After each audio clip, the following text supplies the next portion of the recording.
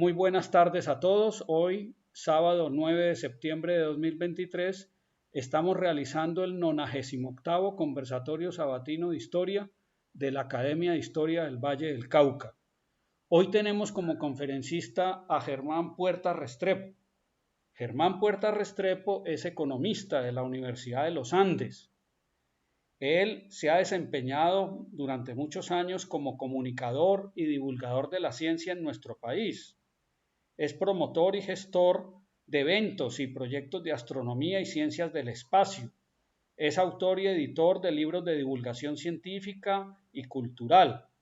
Germán Puerta Restrepo es miembro de la Asociación de Astronomía de Colombia, ASASAC, de la Asociación de Aficionados a la Astronomía de la Universidad de los Andes, AstroCéneca, de la Asociación Colombiana para el Avance de la Ciencia, Avanciencia, y fue presidente de la Red de Astronomía de Colombia, RAC. Germán Puerta Restrepo obtuvo un premio, el premio Red Pop 2009-2010 de la Red de Popularización de la Ciencia de América Latina y el Caribe. Él ha sido comunicador y divulgador de cultura y ciencia del Planetario de Bogotá durante 14 años. Hoy Germán Puerta Restrepo nos va a dar una conferencia titulada Eclipses, Historia, Mito y Realidad. Eclipses cuando los astros se encuentran. Entonces, con esta presentación le cedo la palabra a Germán para que inicie su conferencia. Adelante, Germán. Gracias, Mario. Andrés, un saludo a todos los amigos que están en este evento, amigos del Valle, de un departamento con el cual tengo una gran afinidad. Mi mamá, Julia Restrepo de Puerta, era de Tuluá. Mi bisabuelo era don Tomás Uribe, médico de Tuluá. De hecho, el hospital de Tuluá se llama Hospital Tomás Uribe, hermano del general Rafael Uribe. Y mi infancia y adolescencia la pasé en la finca de mis abuelos, Julio Restrepo Palacio y Maruja Uribe White, ahí en Tuluá, en el camino al Club La Ribera, arriba de la estación de la Escuela de Policía Simón Bolívar. Ahí era una finca, el Retiro. Ahí vi mis primeras estrellas y ahí fue donde adquirí un gusto por la naturaleza. Más adelante, cuando observé el cometa Halley en 1986, me pareció impresionante, no solo el cometa, sino que nadie se enterara de cómo ver esos espectáculos. No había el nivel de información que tenemos hoy. Fundé el Festival de Astronomía de Villa de Leyva, empecé a escribir libros, tengo muchísimos libros, esta próxima semana lanzo uno nuevo con la editorial Random House, todos en el campo de la divulgación y la recreación científica. Y ahora estoy empeñado en que se construyan más centros de ciencia, más planetarios en este país. En Cali específicamente llevamos más de 30 años tratando de que haya un centro de ciencia en Cali. Por fin lo va a ver en las instalaciones del Club San Fernando y fue a iniciativa mía que la administración decidió construir un planetario de 15 metros de diámetro en Cali. Por fin, Cali va a tener un gran centro de ciencia con planetario en el San Fernando. Yo voy a viajar después del eclipse del 14 de octubre a la Feria del Libro, me invitaron y quiero que me acompañen ese viernes 17, creo que es, o 18, que va a dar una charla bien divertida, muy entretenida, de astronomía recreativa, creo que de constelaciones, animales del cielo. Así de que nos veremos pronto en la Feria del Libro de Cali. Hoy vengo a hablarles del eclipse, un evento extraordinario. Voy a compartir pantalla. Bueno, si tenemos un registro de la historia, pues nada más como los observadores del cielo en todos los pueblos, que rápidamente se dieron cuenta de que había unos ciclos muy exactos de la bóveda celeste, el día, la noche, equinoccios, solsticios, y construyeron una de las creaciones intelectuales más útiles e impresionantes, los calendarios.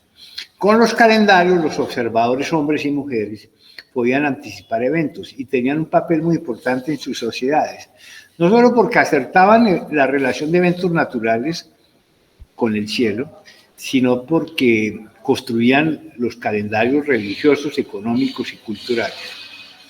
La astrología y astronomía estuvieron juntas porque el cielo era realmente un enigma.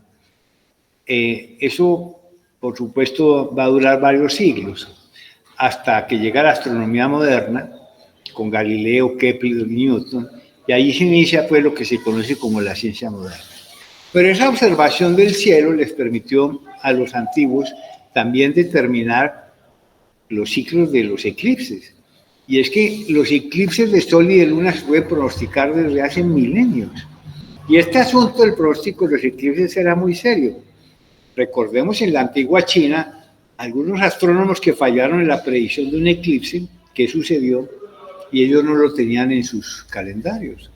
Pues les cortaron la cabeza. Así de serio era este asunto, porque los eclipses son un evento realmente dramático. De hecho, la palabra eclipse proviene de un vocablo griego que significa abandono. La luz y la energía nos abandona y en pleno día salen las estrellas. ¿Puede haber algo más dramático que un eclipse? Y además señales de castigos, caídas de imperios, inicios o finales de ciclos y muchos mitos alrededor de los eclipses. Hoy ya sabemos, claro, que se producen por esa precisa alineación del Sol, Tierra, Luna, pero como la Luna hace una elipse, a veces está más cerca y alcanza a cubrir el Sol completamente. Como vimos la luna llena en perigeo la semana pasada, que se llama la superluna, bueno, ese tipo de luna en un eclipse cubre el Sol y se produce el eclipse total. Pero a veces la luna está más lejos, no alcanza a cubrir el Sol y queda un anillo de luz, y ese es el eclipse que tendremos el próximo sábado 14. Cuando es la Tierra la que se interpone entre los dos astros, se produce en la fase de luna llena el eclipse de luna. Entonces, el eclipse de Sol se da en la fase de luna nueva y el eclipse de luna en la fase de luna llena. Impresionante observar la corona solar en un eclipse. Es algo pues, que en la antigüedad no se podía comprender. Hoy ya sabemos que es la atmósfera exterior del Sol. Y solamente en ese momento es que tú puedes observar un eclipse sin protección, porque allí no hay radiación.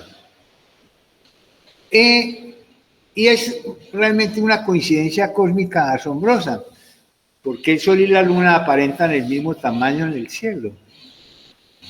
Algo que producía todo tipo de dualidades mitológicas, hoy ya lo entendemos y es por una coincidencia cósmica asombrosa. La Luna es 400 veces más pequeña que el Sol, pero está exactamente 400 veces más cerca. Pura coincidencia, pero no deja de ser asombrosa. A mí la diferencia entre una luna llena en perigeo, a la izquierda, y una luna llena en apogeo, más lejos, siempre es un 12% de tamaño de diferencia. Entonces, cuando se produce el eclipse en la luna en apogeo, esta no alcanza a cubrir el Sol y queda el anillo, como lo vemos allí en esta imagen. Un anillo de luz que tampoco ahí no se puede observar sin protección. Ninguna porción descubierta del disco solar puede observarse sin la protección adecuada. Pero si los eclipses se producen en luna nueva, los de Sol, y los de luna en luna llena, y cada mes hay una luna nueva y una luna llena, porque no hay eclipses todos los meses. Y es por la razón que vemos en esta imagen, porque la órbita de la Luna está inclinada 5 grados respecto a la órbita de la Tierra frente al Sol. Si la órbita de la Luna coincidiera con el plano del Sol, tendríamos un eclipse de Luna y uno de Sol todos los meses. Y uno diría, bueno, qué pereza, otro eclipse de Luna. Pero no es así. Entonces, realmente estamos frente a un evento dramático, impresionante, que todo el mundo va a salir a observar, en un sábado festivo, con lunes festivo y con la semana de receso escolar. Me gusta hacer a veces comparaciones, ¿no? Porque en realidad el eclipse anterior, que fue el 26 de febrero de 1998, fue en jueves. Y los escolares más o menos estaban por ahí en sus colegios e instituciones, pero este va a ser en sábado. con toda la población dispersa, y eso realmente nos preocupa. En esta imagen vemos la sombra de la Luna, esto es desde la estación espacial, tiene unos 180 kilómetros de ancho y avanza a 400 metros por segundo y recorre más de 5.000 kilómetros. Toda esa región va a observar el anillo. Sí. Bueno, un poco acerca de los mitos del Sol. Bueno, el dragón o el demonio que se traga el Sol, son abundantes los mitos. Es que estamos frente a un evento dramático que pues, podía producir toda clase de leyendas. Aquí vemos el perro Tiangú en una leyenda japonesa, el perro negro que desgarra la luna, ¿sí? Por supuesto, en la literatura y en la historia los eclipses son protagonistas, ¿sí? Por ejemplo, vemos que el escritor griego en el siglo II nos narra que en el cuarto año de la Olimpiada hubo un eclipse de sol como nunca antes visto. Y en la sexta hora del día se hizo de noche. Las estrellas aparecieron en el cielo y un gran terremoto destruyó la mayor parte de Nicea. Esta asociación de eclipses con terremotos son muy comunes y lo vamos a ver en otros episodios. Son eventos naturales que no tienen nada que ver el uno con el otro. Ahora, terremotos hay todos los días, y si el sábado 14 de octubre hay un terremoto en algún lugar de la trayectoria del eclipse, pues qué pena, pero no tiene nada que ver. Son eventos muy frecuentes. ¿Sí? Homero, en la Ilíada, nos habla de realmente ese espanto que produce un eclipse de sol, y el sol ha muerto en el cielo, y una maligna niebla todo lo cubre. Arquiloco, el poeta griego, siglo VI, cambia en noche el mediodía, al tiempo que un gran espanto embarga a los hombres. ¿Sí? Y Plutarco nos confirma cómo baja la temperatura en medio de un eclipse total de sol. ¿Sí? En el Apocalipsis, cuando se abre el sexto sello, famoso libro de las Revelaciones, vemos este texto que también nos relaciona un eclipse de sol, el sol se volvió negro, un eclipse de luna, la luna se volvió de sangre, con terremotos. Y además dice que las estrellas se caen del cielo. De nuevo tenemos asociaciones que las vamos a ver muy abundantes en el eclipse del 14 de octubre, porque las redes y las pseudociencias se conjugan para toda clase de mitos y curiosidades y falsedades que si tú no tienes la cultura científica necesaria y no puedes filtrar la información engañosa, eso puede producir algún efecto, que de eso se trata. En esta imagen de una Biblia, la Biblia de Dijon, vemos el caballero del Apocalipsis que va a cabalgar en su lucha contra Satán. Y vemos en la imagen un eclipse de sol y un eclipse de luna. Cuando los españoles llegaron a Centroamérica y al mundo maya, encontraron que los naturales tenían un gran espanto por los eclipses. De hecho, en este texto vemos que dice que los demonios de la oscuridad vendrían y se comerían a los hombres. Y las mujeres temían que sus hijos por nacer se convirtieran en ratones. Pues esa leyenda de que las mujeres embarazadas no pueden ver los eclipses todavía subsiste en regiones de México y Centroamérica y en Colombia y en la Colombia rural. Recuerdo en el año 98, en ciertos lugares de la costa, tú no veías una sola mujer embarazada afuera, todas guardadas en sus casas. De hecho, existe una tradición, es que la mujer embarazada se coloque una cinta roja con una y hay crónicas de México en los eclipses que indican que hasta las vacas preñadas disponían la consabida cinta con la herradura. Por supuesto, no tiene nada que ver un evento con el otro. No hay duda que un evento tan dramático como un eclipse, pues tiene que ser protagonista de muchos eventos históricos. Aquí yo les traigo uno de tantos, porque es que tengo archivos muy completos que con mucho gusto puedo compartirles.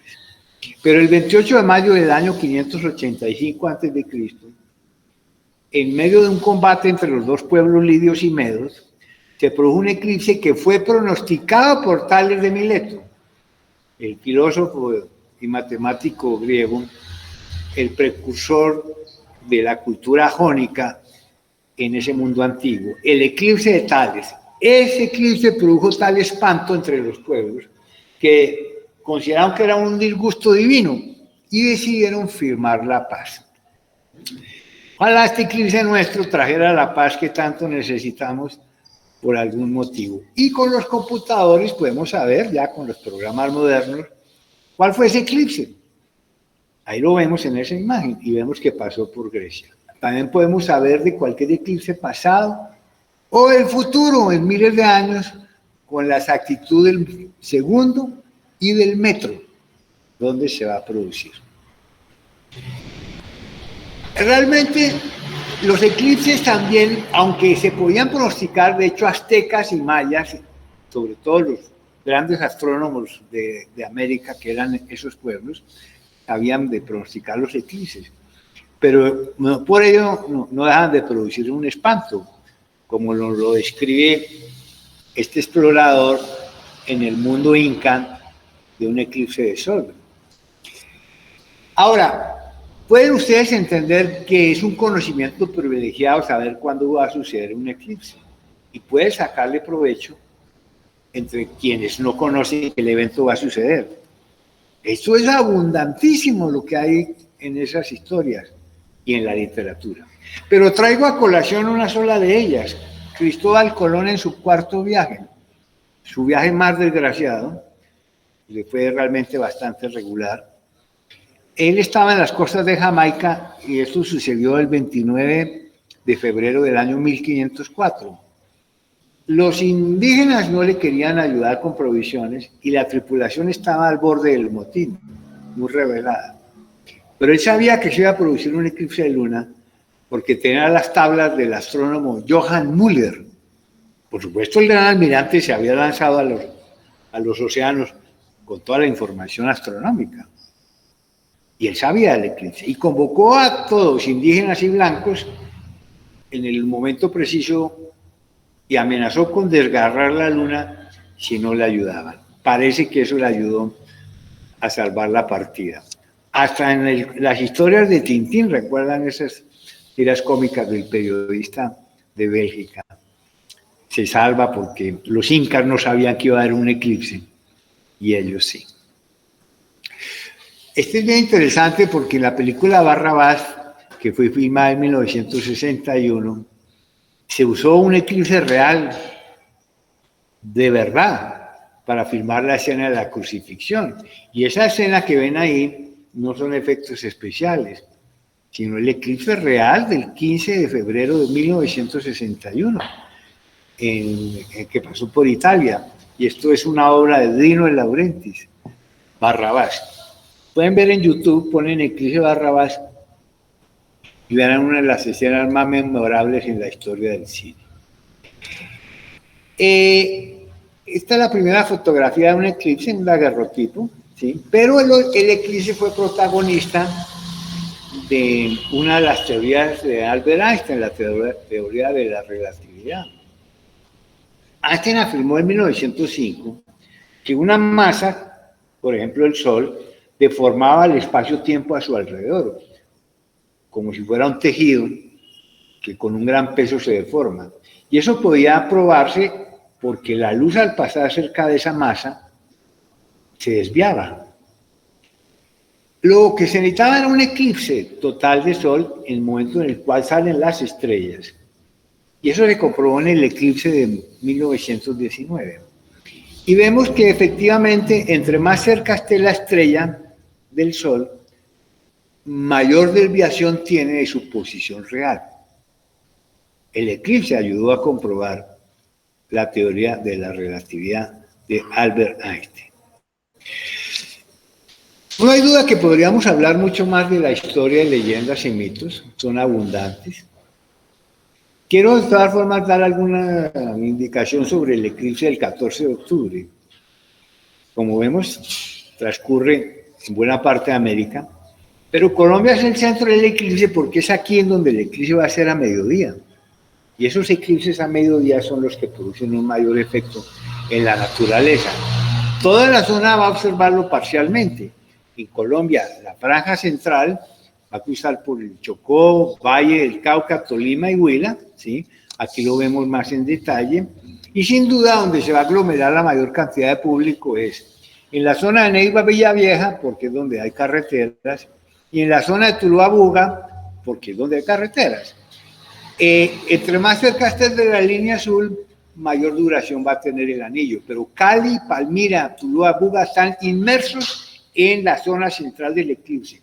Y el anillo se va a observar plenamente en esa región. Eso es lo que van a ver. Un anillo supremamente delgadito, el eclipse parcial, pero todo el proceso tiene que observarse con filtros. Con filtros. Miren que el eclipse comienza normalmente a las 11:30, 11:40 de la mañana, el máximo a la 1:10, 1:20, 1:30. Un eclipse cenital. Ahora, ¿cómo observarlo? Miren lo que nos dice Gabriel García Márquez en Del amor y otros demonios. Poco después de las 2 empezó a oscurecer. Las gallinas se recogieron en las perchas y todas las estrellas se encendieron al mismo tiempo. Un escalofrío sobrenatural estremeció al mundo. Hay que mirar con un solo ojo, si no se corre el peligro de perder ambos. ¿Cómo hacían en la antigüedad para observar eclipses si no tenían los filtros que fueron diseñados en la era del espacio? Miren ustedes aquí en esta imagen de un eclipse en 1932 a Diego Rivera y a Frida Kahlo observándolo con unas láminas, posiblemente vidrios de soldadura. Pero lo que ahora se usa son estos filtros aluminizados Mylar que te eliminan la totalidad de la radiación ultravioleta, la totalidad de la infrarroja y te deja pasar solamente el 1% de la luz visible. Con el 0,01 tú observas perfectamente el eclipse. La otra forma de observarlo es con el vidrio de soldadura, efectivamente, el número 14 o más. Telescopios deben tener sus filtros enfrente, pueden hacer proyecciones indirectas, como vemos en esta imagen, con mucho cuidado, tapando el binóculo con cierta periodicidad, porque si no se te quema. Y atención máxima al descuido, un vistazo por un instrumento accidentalmente, adiós el ojo. Y mucha atención en la presencia de niños, hay que tener una supervisión impresionante en la presencia de niños, ¿sí?